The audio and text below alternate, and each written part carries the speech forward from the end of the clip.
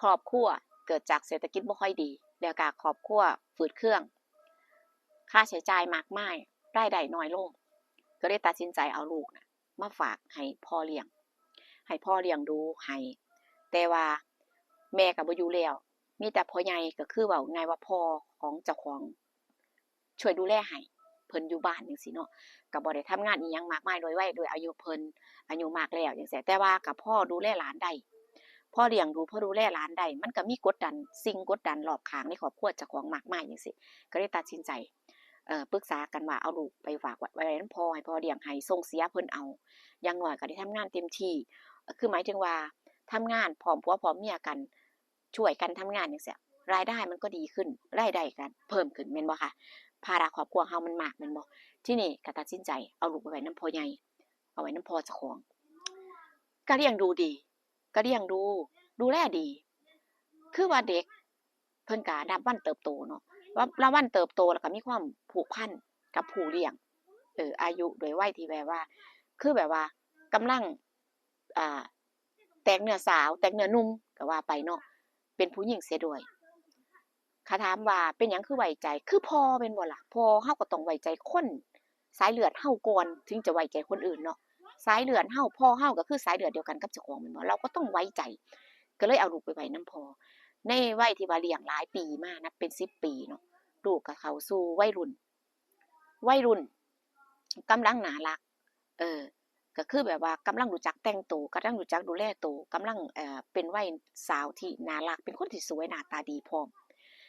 เออก็คิดว่าพอเลี้ยงดูมาหลายปีแล้วเพิ่นก็สิฮักสิแพงคือลูกเพิ่นบ่คิดบ่ฝันว่ามันจะเป็นเรื่องแบบนี้เกิดขึ้นทางใจหนึ่งก็รู้ว่าลูกใหญ่แล้วก็สิเอาลูกมาอยู่นำบ่ก็มีใจหนึ่งสิคิดเนาะสำหรับลูกสาวนี่เอาลูกกลับมาเรียนอยู่ในเมืองเอามาเรียนอยู่ในเมืองเอามาอยู่นำเจ้าของก็คงจะอยู่ได้อยู่จังซี่แต่ว่าใจหนึ่งกับพ่อเจ้าของน่ะอายุก็มากแล้วถ้าลูกสาวอยู่นำเพิ่นก็พอได้หลานนี่พอได้ดูแลเพิ่นเพราะว่าเจ้าของบ่ได้อยู่ดูแลพ่อเจ้าของแต่ว่าให้ลูกดูแลแทนจังซี่แทนทำหน้าที่แทนได้เบิ่งในช่วงที่ว่าสิบ่ได้ไปโรงเรียนจังซี่แหมก็มีความคิดว่าให้ลูกดูแลพ่อไปนำจังซี่แหมก็เลยบ่เอามาก็เลยปล่อยให้ลูกอยู่นำอยู่นำพ่อใหญ่ไปก็เลี้ยงดูไปเนาะเลี้ยงดูไปบัดนี้ลูกสาวนั่นก็โทรมาบ่อยในช่วงหลังๆว่าอยากจะมาอยู่นำแม่บ่อยากอยู่บ้านเออแม่ก็พยายามถามว่าเป็นหยังคืออยากมาอยู่บ้านอยู่นำแม่ล่ะลูกอยู่นำพ่อใหญ่ก็ดีแล้วหรือว่าในโรงเรียนมีปัญหาบ่การเรียนอิหยังจั่งใดบ่การเรียนปกติก็เข้ากับเพื่อนได้ดีเรียนนี่ก็เกรดแบบว่าสูงตลอดเออเวลาเกรดออกหยังก็ส่งมาให้แม่ถ่ายรูปมาให้เบิ่งว่าเนี่ยผลเรียนดีตลอดจังซี่แหมแต่ว่าพักหลังๆอะลูกก็โทรมาว่าอยากไปอยู่นำแม่บ่อยากอยู่บ้านแล้วบ่อยากอยู่นำพ่อใหญ่เว้าง่ายๆว่าเพิ่นบอกว่าบ่อยากอยู่จังซี่แหมใจแม่ก็คิดว่าหรือว่าเพิ่นน่ะอยากมาอยู่ในที่มันเจริญในเมืองบ่อยากมาเรียนในเมืองบ่หยังจังซี้แหมลูกก็ว่าลูกก็บ่เว้าหยังหลายแค่บอกว่าอยากไปอยู่นำแม่คิดฮอดจังซี้แหมลูกก็เว้าแค่นี้ดูเหมือนลูกมีหยังในใจแต่ว่าบ่กล้าเล่าให้ฟังจังซี้เนาะก็พยายามถามด้วยความที่ว่าการโทรสื่อสารมันก็บ่คือการที่เฮานั่งพูดคุยกันบ่คือการอยู่ใกล้ชิดเนาะแล้วทีนี้แม่ว่าเดี๋ยวปีใหม่นี้แม่จะกลับบ้านแล้วเดี๋ยวเราค่อยคุยกันนะเรื่องนี้อยากจะปรึกษาพ่อก่อนว่าถ้าเอาลูกมาเนี่ยจะอนุญาตบ่เพราะว่าเราก็เลี้ยงมาเป็น10ปีเนาะเราเลี้ยงมาเป็น10ปีจังซี่ก็ต้องให้เกียรติแบบว่าขอความคิดเห็นเราแหน่ก่อนจะเอาลูกมาหยังแม่นบ่ล่ะก็ความรักความเกรงใจจังซี่เนาะแม่ก็เลยตัดสินใจว่าปีใหม่นะลูกค่อยคุยกันเรื่องนี้ก็เลยพอถึงปีใหม่แม่ก็กลับไปบ้านบ่ทันได้ถึงตัวลูกเนาะบ่ทันได้ถึงครอบครัวบ่ทันได้ถึงบ้านพ่อก็แวะบ้านน้าบ้านอาบ้านคนรู้จักก่อนเพิ่นว่าเพิ่นอยู่ต้นทางเออบ้านพ่อก็อยู่ข้างในจังซี่เนาะก็แวะทักทายยกมือไหว้สวัสดีเออน้าๆอาๆก่อนทีนี้ก็ได้ยินเรื่องที่มันสะเทือนใจเนาะว่ามาครั้งนี้น่ะจั่งใดๆก็เอาลูกมานำนี่เด้อสงสารมันวัยรุ่นสงสารมันเจอเรื่องราวที่บ่ดีจังซี้ก็น่าเห็นใจลูกหลานคือว่าหน้าเพิ่นก็ว่าเนาะโอ้แดดส่องตาด้วยช่วงที่เป็นวัยรุ่นความไว้ใจจังซี้บางครั้งบางทีคนในครอบครัวภัยจากคนใกล้ตัวนี่ก็มีหน้าก็พยายามอยากจะบอกนะแต่ว่าก็บ่กล้าเว้าเต็มปากเต็มคำคืออยากจะให้แม่ลูกเขาคุยกันเองจังซี้ ทางหลานก็พยายามว่ามีเรื่องอีหยังที่ข้อยบ่รู้บ่บอกความจริงอีหยังมาก็ได้ว่ามันเป็นจั่งใดจังซี้นะระหว่างลูกเนี่ยทีนี้น่ะก็ว่าให้เจ้าไปคุยกับลูกซะพยายามพูดคุยพยายามใจเย็นค่อยคุยเขาก็สิเล่าสิหยังให้ฟังดอก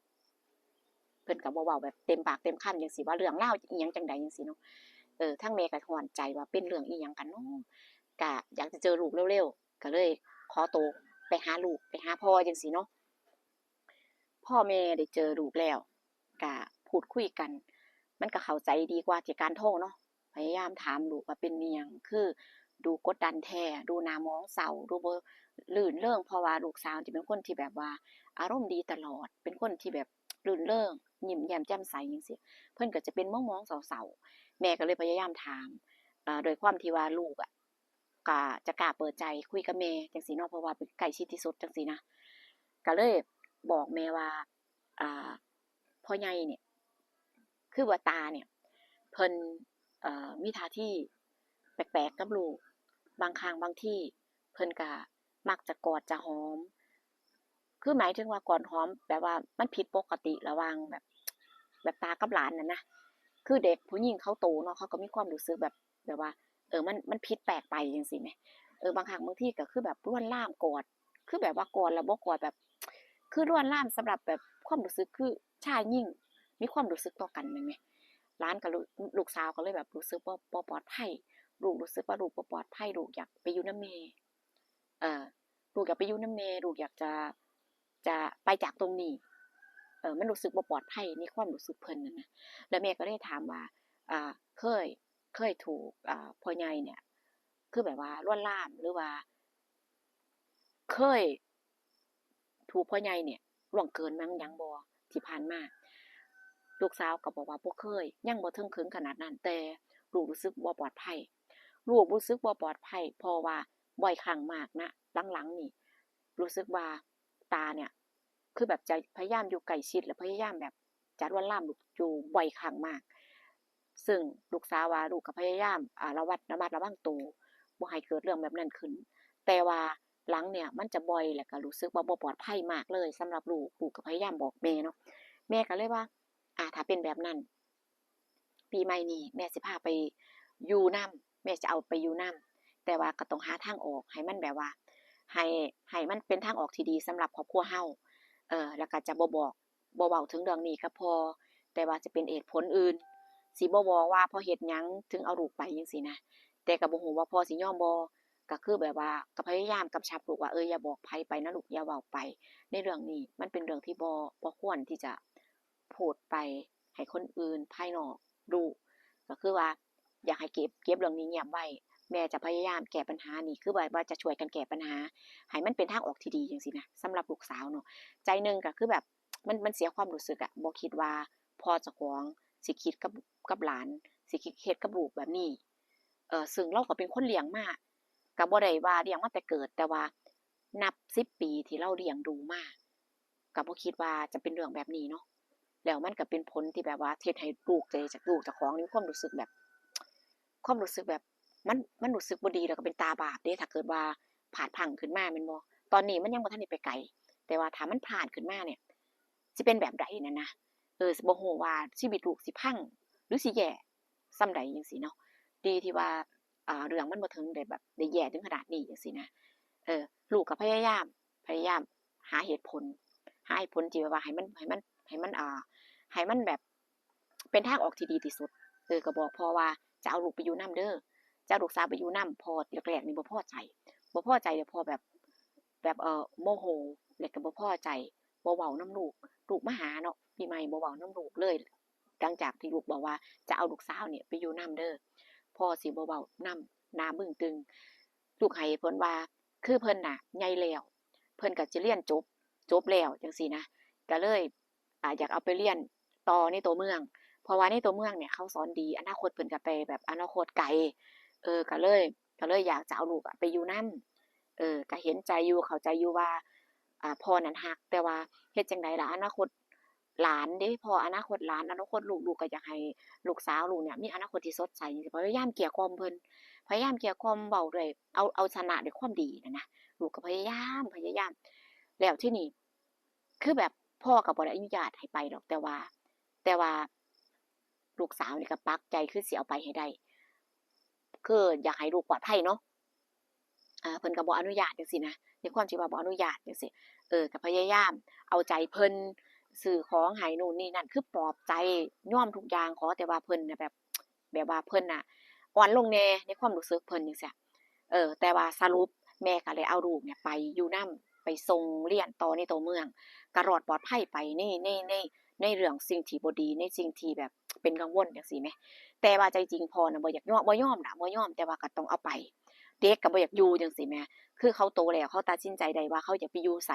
เขาเลือกได้เขาสามารถที่แบบว่าจะเลือกได้จังซี้เนาะก็เป็นว่าห้ามเขาบ่ได้จังซี้เออก็ก็คือแบบว่าต้องพยายามเกลี้ยกล่อมอย่างเต็มที่เลยแต่ว่าก็เอาชนะได้ก็เอาลูกไปจากจุดที่มันแย่ๆได้โอ้กว่าสิเอาไปได้หลายๆคนก็ว่าพยายามพยายามเอาไปจากตรงนี้ให้ได้เด้อถ้าเกิดว่าพลาดขึ้นมาถ้าเกิดว่าเกิดเรื่องบ่ดีแบบนี้ขึ้นเนี่ยมันจะเป็นตาบาปกับเด็กแรงสงสารเด็กก็ต้องกัดฟันนะสงสารพอแต่ก็ต้องกัดฟันนะถ้าปล่อยไปเนี่ยอาจจะเป็นเรื่องราวที่เช้าโชว์ได้หลายๆคนก็เว้าเนาะแต่ว่าก็ยังดีที่แม่น่ะไว้ตัวทันแล้วก็พยายามเอาลูกไปได้จังซี่นะทุกคนหลายๆเรื่องราวที่เล่ามาเนาะค่ะบางคนก็ว่าจริงบ่หรือเป็นแค่เรื่องแต่งส่วนหนึ่งเนี่ยเอาจริงๆคือส่วนหนึ่งนะส่วนหนึ่งเลยส่วนหนึ่งสร้างมาจากเรื่องราวจริงอีกส่วนหนึ่งก็มีการดัดแปลงเพิ่มเติมเพื่อให้เรื่องราวมันน่าฟังนะคะแต่ถ้าเกิดว่าเป็นคำเว้าที่บ่เหมาะสมหรือว่ามันโจงแจ้งเกินไปสำหรับคนทำคลิปสำหรับคนทำช่องก็บ่สามารถที่จะพูดได้เราก็จะหลีกเลี่ยงไปเนาะบางครั้งบางทีเพิ่นก็ส่งเรื่องมาให้ลึกละเอียดยิบเลยบางครั้งบางทีแทบบ่กล้าอ่านพู้นล่ะแต่ว่าพวกก็ต้องเอามาดัดแปลงให้มันดูแบบว่าพอดีพองามนะสิ่งที่เราจะนำเสนออะบางครั้งบางทีมันก็มากเกินไปก็บ่ได้ให้มันอยู่ในความพอดีจังซี้นะคะก็ขออภัยสำหรับเจ้าของเรื่องนำนะคะขออภัยสำหรับเจ้าของเรื่องนำอาจจะฟังแล้วมาฟังแล้วว่าเอ้าเรื่องนี้ข้อยเขียนมามันบ่เป็นแบบนี้มีการแก้ไขนู่นนี่นั่นมันต้องแก้ไขเด้อ มันก็ต้องแก้ไขนะคะส่วนหนึ่งก็คือนำมาจากเรื่องจริงแล้วก็โครงสร้างดัดแปลงนิดหน่อยให้มันดูน่าฟังให้มันดูเรื่องแบบสมบูรณ์มากที่สุดแล้วก็น่าฟังไม่มากหรือไม่น้อยเกินไปนะคะขออภัยสำหรับเจ้าของเรื่องนำนะคะส่วนหนึ่งก็ประสบการณ์จากรู้จากเจอจากตัวเองก็นำมาเล่าจั่งซี้เนาะค่ะนะคะชอบบ่ชอบก็คอมเมนต์มาพูดคุยกันได้หรือว่าอยากจะให้ปรับปรุงเปลี่ยนแปลงตรงไหนก็คอมเมนต์มาได้เด้อจ้ะ FC ทุกท่านนะคะยินดีที่จะนำไปปรับปรุงยินดีที่จะนำไปแก้ไขยินดีรับฟังทุกความคิดเห็นทุกคอมเมนต์อ่านทุกคอมเมนต์ค่ะนะคะได้ตอบบ้างไม่ได้ตอบบ้างก็ขออภัยเด้อจ้ะเด้อขอบคุณ FC ทุกท่านที่ให้กำลังใจและก็คอยติดตามเสมอมาเนาะนะคะก็สำหรับใครที่อยากจะแชร์ประสบการณ์สำหรับใครที่อยากแชร์ประสบการณ์อยากจะนำเรื่องมาเล่าหรือว่าอยากจะหาเอาเรื่องมาให้เล่าต่อมานำเสนอต่อจังซี่ก็สามารถคอมเมนต์ใต้คลิปได้นะคะหรือว่าจะส่งอีเมลมาโดยตรงมาก็ได้เด้อจ้ะเด้อนะคะเจอกันคลิปหน้านะคะขอบคุณกำลังใจหลายๆสวัสดีค่ะ